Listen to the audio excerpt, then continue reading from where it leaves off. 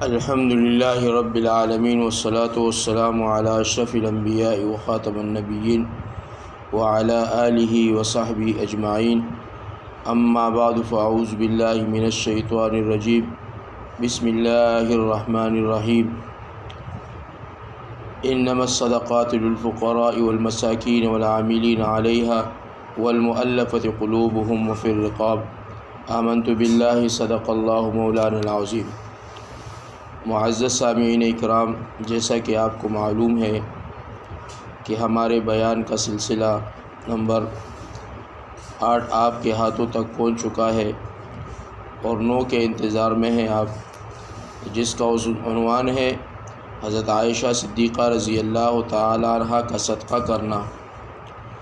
اس سے پہلے اگر آپ نے ہمارے یوٹیوب چینل کو سبسکرائب نہیں کیا تو سب سے پہلے ہمارے یوٹیوب چینل کو سبسکرائب کریں اور بیل آئیکن کے بٹن کو پریس کریں تاکہ ہماری ہر نئی آنے والی ویڈیو آپ کو سب سے پہلے مل سکے۔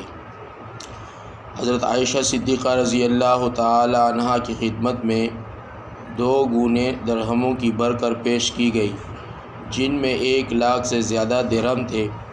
حضرت عائشہ صدیقہ رضی اللہ تعالی عنہ نے طباق منگایا اور ان کو بھر بھر کر تقسیم فرمانا شروع کر دیا اور شام تک سب ختم کر دیے، 1 درہم بھی باقی نہ چھوڑا۔ خود روزے دار تھی۔ افطار کے وقت بادی سے کہا کہ افطار کے لیے کچھ لے آؤ۔ وہ 1 روٹی اور زیتون کا تیل لے آئی اور عرض کرنے لگی، کیا اچھا ہوتا کہ 1 درہم کا گوشت ہی منگا لیتے، آج ہم روزہ گوشت سے افطار کر لیتے۔ فرمانے لگی، اب تان دینے سے کیا ہوتا ہے، اس وقت یاد دلاتی تو میں منگا لیتی۔ یہ حدیث تذکرہ نامی کتاب کے اندر موجود ہے۔ اس کے فائدے میں علماء نے لکھا ہے، حضرت عائشہ صدیقہ رضی اللہ تعالیٰ عنہ کی خدمت میں اس نوع کے نذرانے امیر معاویہ حضرت عبدالرحمن بن زبیر رضی اللہ تعالیٰ عنہ حضرات کی طرف سے پیش کیے جاتے تھے، کیونکہ وہ زمانہ فتوحات کی کثرت کا تھا۔ مکانوں میں غلے کی طرح سے اشرفیوں کے انبار پڑے رہتے تھے اور اس کے باوجود اپنی زندگی نہایت سادہ اور نہایت معمولی گزاری جاتی تھی، حتیٰ کہ افطار کے واسطے بھی ماما کے یاد دلانے کی ضرورت تھی۔ 25,000 روپے کے قریب تقسیم کر دیا اور یہ خیال بھی نہ آیا کہ میرا روزہ ہے اور گوشت بھی منگانا ہے۔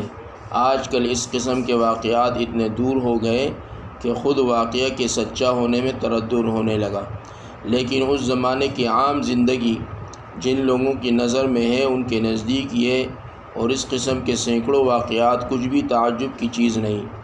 خود حضرت عائشہ صدیقہ رضی اللہ تعالیٰ عنہ کے بہت سے واقعات اس کے قریب ہے۔ ایک دفعہ روزہ دار تھی اور گھر میں 1 روٹی کے سوا کچھ نہ تھا۔ ایک فقیر نے آ کر سوال کیا، خادمہ سے فرمایا کہ وہ روٹی اس کو دے دو۔ اس نے عرض کیا کہ افطار کے لیے گھر میں کچھ بھی نہیں۔ فرمایا، کیا مذائقہ ہے، وہ روٹی اس کو دے دو۔ اس نے دے دی۔ ایک مرتبہ ایک سام مارا خواب میں دیکھا، کوئی کہتا ہے کہ تم نے ایک مسلمان کو قتل کر دیا۔ فرمایا، اگر وہ مسلمان ہوتا تو حضور صلی اللہ علیہ وسلم کی بیویوں کے یہاں نہ آتا۔ اس نے کہا، مگر پردے کی حالت میں آیا تھا۔ اس پر گھبرا کر آنکھ کھل گئی اور 12,000 درہم جو ایک آدمی کا خون بہا ہوتے ہیں صدقہ کیا۔ عروہ رضی اللہ تعالیٰ کہتے ہیں کہ میں نے ایک دفعہ دیکھا کہ 70,000 درہم صدقہ کیے اور اپنے کرتے میں پیوند لگ رہا تھا۔ طبقات کے اندر یہ حدیث ذکر ہے۔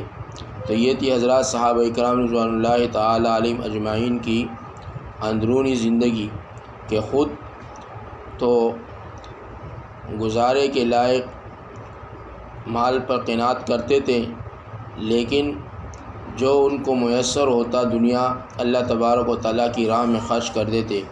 اللہ تبارک و تعالیٰ حضرات صحابہ اکرام رضوان اللہ تعالی علیہم اجمعین والا جذبہ، سخاوت کا جذبہ، شجاعت کا جذبہ اللہ ہمیں بھی عطا فرمائے۔ وآخر دعوانا ان الحمد للہ رب العالمین۔